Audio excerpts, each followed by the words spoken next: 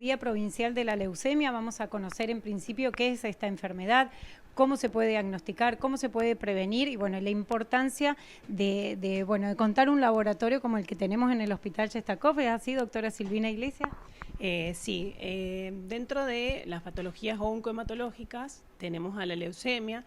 La leucemia se puede clasificar dentro de agudas o crónicas y de acuerdo a esa clasificación puede afectar a niños o adultos.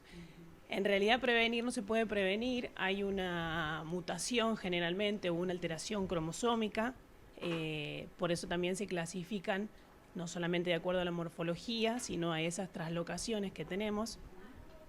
Generalmente pueden ser agudas, mieloides o agudas linfoides, de acuerdo al linaje que afecte de células. Las linfoides son más de niños, afecta más a la población pediátrica, y las mieloides son más de patologías de adultos, digamos. Como toda enfermedad diagnosticada a tiempo es mejor, digamos, el tratamiento y más efectivo, por ende. Sí, en el caso de las leucemias agudas, el diagnóstico rápido, digamos, mejora la expectativa de vida del paciente.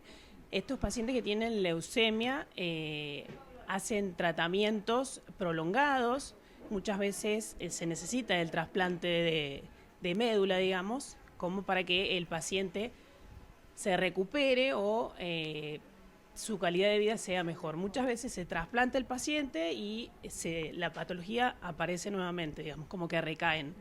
Pero el diagnóstico temprano, digamos, es importante para iniciar el tratamiento, porque no es lo mismo el tratamiento en una leucemia mieloide aguda que en una linfoide aguda.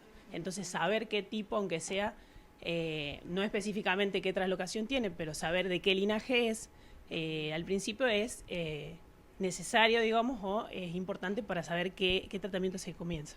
En cuanto a estadísticas, ¿se detectan más casos? ¿Cómo es? Porque por un lado uno ve que avanza la medicina, que por ahí nos cuidamos más en controles médicos anuales, todo, pero por el otro hay mucha gente que no se hace controles. En estadísticas respecto de otros años, otras décadas, ¿cómo estamos? Yo creo que con el tiempo y con la tecnología que hay hoy en día se diagnostican mucho más. No es porque haya más, sino que antes no se sabía o no se hacían estudios, me parece, tan específicos como se hacen ahora. Antes era solamente la morfología, ahora hacemos citometría de flujo, el tema de las traslocaciones que yo les decía, coloraciones, la microscopía es muy importante. Antes por ahí se hacían solamente los hemogramas y no se hacía la microscopía. Podemos tener pacientes con leucemias que tienen un hemograma normal. Lo único que hay que hacer es mirar el frotis, digamos, en el microscopio, porque por ahí lo que te larga el aparato no te larga muchas alarmas o no larga alarmas que a uno le llamen la atención, pero cuando uno mira en el microscopio, ahí se ven esas células que son los blastos, digamos, que los que aparecen en las leucemias agudas. ¿Es curable o es tratable, digamos? Curable, se habla de curable cuando hacemos el trasplante de médula.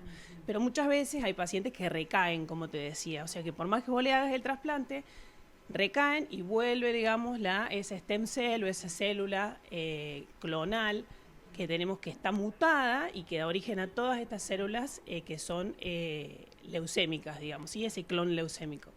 Es tratable, y la idea del tratamiento, y en el caso de trasplante, es que el paciente tenga una sobrevida más larga, ¿sí? y que esa vida sea mejor, digamos, de lo que sería si no se hiciera el tratamiento. Como consejo, ¿qué le podrías decir a la sociedad? Bueno, teniendo en cuenta que no es prevenible lo que vos nos decías. Entonces, ¿cómo podemos estar alertas ante esto? Mira, todas las leucemias, o la mayoría de las leucemias, tienen como signos o síntomas que nos tienen que llamar la atención. El tema del cansancio, porque todas manifiestan con anemia, el sangrado por ahí es de encías o nariz, porque manejan plaquetas bajas. El tema del cansancio, por eso te decía, de la anemia, generalmente tienen hepatoesplenomegalia, o sea que uno siente por ahí dolores abdominales, ¿sí? Porque hay algunos órganos que se agrandan de tamaño. Y el tema de la sudoración nocturna. Generalmente esos pacientes hacen fiebres como alternadas, ¿sí? Y por la noche transpiran mucho. Esos son síntomas, digamos, a tener en cuenta. Y bueno, y hacerse los controles. ¿Y antecedentes genéticos? Y antecedentes puede ser, sí, también. Antecedentes también. Por ahí antecedentes de algún tumor sólido, como un SEA de mama o un SEA de pulmón. Los tumores sólidos, digamos, también pueden infiltrar la médula y hacer una leucemia después. ¿Y genética por familiares, digo, esto influye? Hay que evaluar también la parte genética, porque cuando hacen los trasplantes de médula ósea se buscan los donantes, generalmente son los familiares, los histocompatibles, digamos. Bueno, doctora, muchísimas gracias porque bueno, la encontramos justo en el medio del trabajo y también da gusto ver cómo trabajan acá en el hospital, así que felicitaciones. Bueno, muchas gracias a ustedes por venir.